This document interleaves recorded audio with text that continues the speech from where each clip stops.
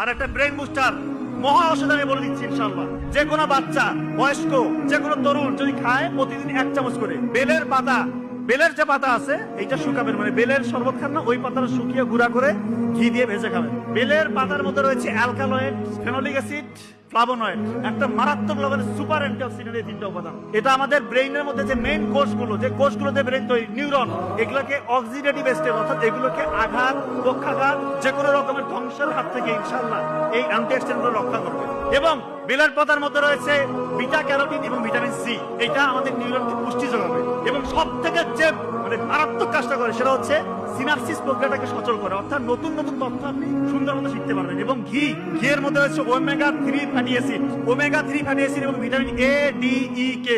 এইটা ব্রেইনের জন্য একটা মারাত্মক লেভেলের সুপার এনার্জেটিক একটা খাবার, এটাকে বলা হচ্ছে ব্রেইনের এনার্জির ফুয়েল। তো এই দুইটা যখন আপনি কম্বিনেশন করে খাবেন, যে কোনো স্টেজে খেতে পারেন, যে কোনো বাচ্চা, বয়স্ক, যে কোনো তরুণ যদি খায় প্রতিদিন 1 চামচ করে, বেলের পাতা শুকিয়ে গুঁড়া করে ঘি দিয়ে ভেজে 1 চামচ করে খাওয়াবে, ওর ব্রেইনের অবস্থা যে অবস্থায় আছে না কেন ইনশাআল্লাহ তার থেকে ব্রেইনের কর্মক্ষমতা বহু করে বাড়বে ইনশাআল্লাহ।